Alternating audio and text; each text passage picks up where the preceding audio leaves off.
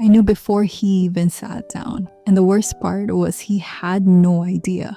Not even a hint that everything had already changed, that I wasn't the same person sitting across from him anymore. We were at the table, just like always, same place, same routine, same everything.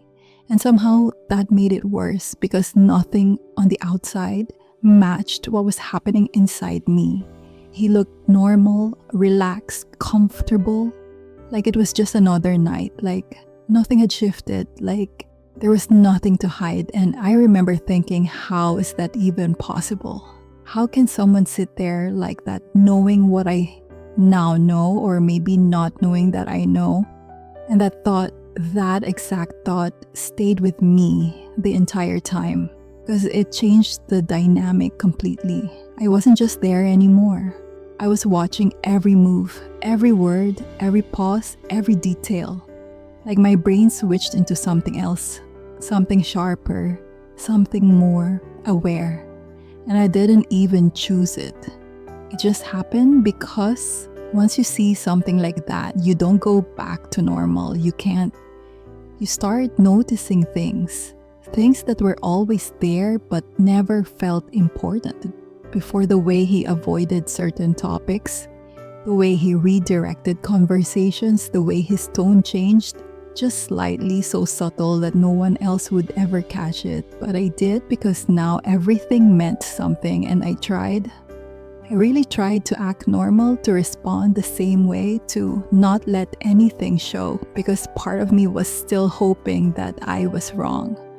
That maybe I misunderstood, that maybe there was something I didn't see, something that would explain it, something that would fix it, but deep down, I already knew.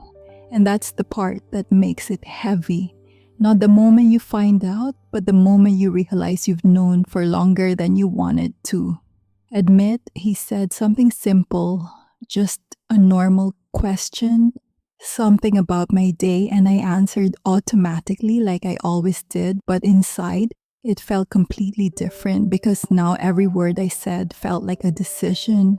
Every response felt calculated, like I was choosing what version of myself to be in that moment.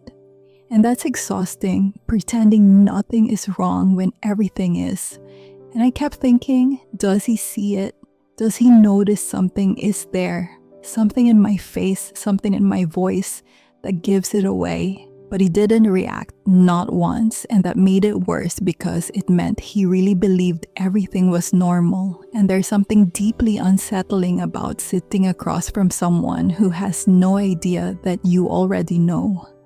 It creates this strange imbalance, like you're holding something they can't see, but it's affecting everything. And the more time passed, the heavier it got because I wasn't just reacting anymore.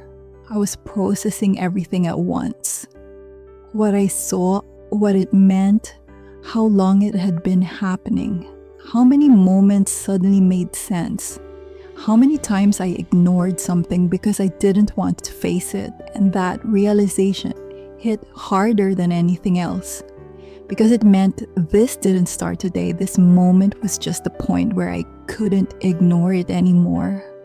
And I remember for a second, I almost said something. It was right there on the edge, like I could just stop everything, look at him and say what I knew, say what I saw, and force the truth into the open.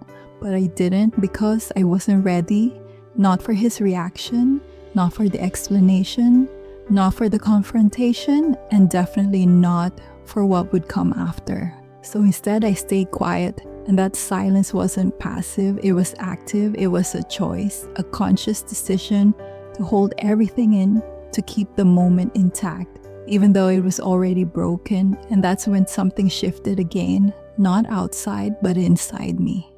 Because I realized this wasn't just about him anymore. This was about me, about what I was willing to accept, what I was willing to ignore, what I was willing to stay in even after knowing the truth. And that's a hard thing to sit with because it forces you to look at yourself, not just the situation. And I kept sitting there, listening, responding, nodding, like I was part of the conversation, but mentally I was somewhere else, trying to make sense of everything at once. And I kept sitting there, trying to stay present, trying to stay in control. But there was this split inside me, like two versions of me existing at the same time. One still at that table, answering, reacting, keeping everything steady, and the other one stepping back, watching everything from a distance, seeing things clearly for the first time. And that version of me was quieter but stronger because it wasn't trying to protect anything anymore. It wasn't trying to keep the peace. It wasn't trying to make things work. It was just observing and understanding. And the more I felt that shift, the harder it became to stay fully in the moment, because now I wasn't just reacting. I was aware of everything, the pauses, the way he avoided certain words, the way some answers felt rehearsed, like they had been said before to someone else, or maybe in another context that I was never meant to see.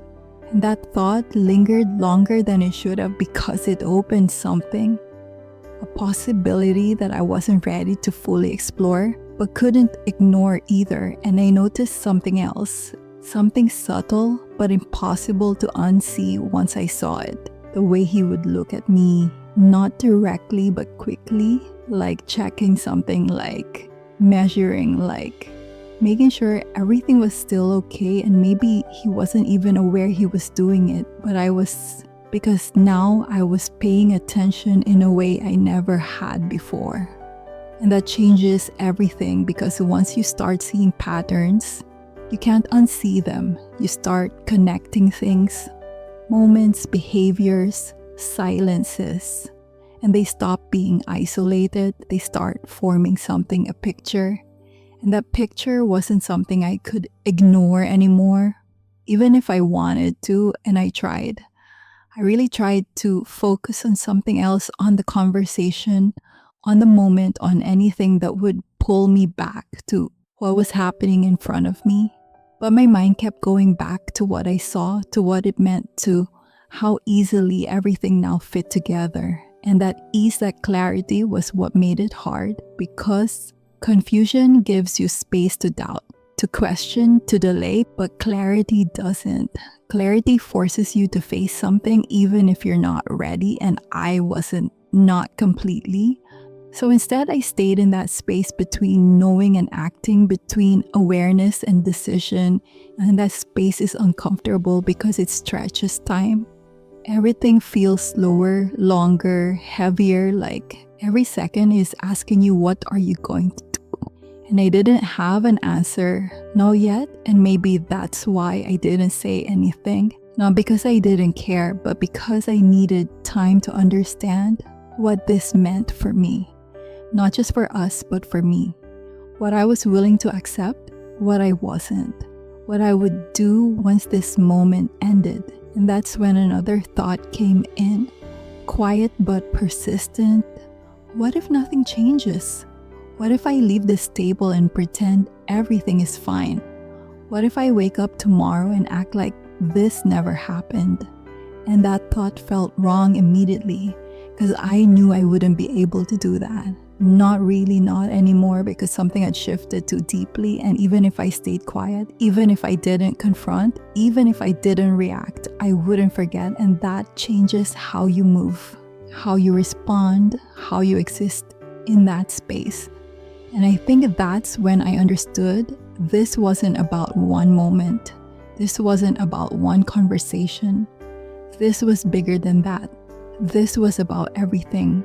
Everything that led to this, everything I ignored, everything I accepted, everything I chose not to question. And now all of it was right there in front of me, clear, undeniable, and waiting for me to decide what it meant. And the more I thought about it, the clearer it became. This wasn't confusion. This wasn't a misunderstanding. This was real, and I couldn't undo it. I couldn't go back to not knowing, and that's when it hit me. Not in a dramatic way, not all at once, but slowly, quietly, that this moment, This exact moment was a turning point. And not because of what happened, but because of what I would do next. Because from that point on, every choice would be different. Every reaction would carry weight. Every silence would mean something. And I had to decide if I was going to keep pretending or finally face it. But that decision didn't happen right there. Not in that moment, because sometimes you need time to process something before you're ready to act on it. And that's where I was, somewhere between knowing and doing something about it. And that space that in between is heavier than people think, because you're aware but not acting. And that creates tension inside you that doesn't go away. And the night continued like nothing had changed. Conversation, small talk, silences, everything looked the same, but it wasn't not anymore, because now every second felt different. Every moment felt loaded. And even though nothing had been said, something had already shifted and there was no going back. And that's the part. People don't talk about the moment where everything changes without a single word. The moment where you know, but you say nothing because you're not ready to deal with what comes next. And that moment stays with you long after the conversation ends, long after the night is over, long after everything looks normal again, because inside it isn't and it won't be. I knew everything and he had no idea. And in that moment, I had to choose between staying quiet or changing everything. And I chose to wait. But that didn't mean nothing had already changed. So tell me, what would you have done? Would you have said something, or would you have done exactly what I did?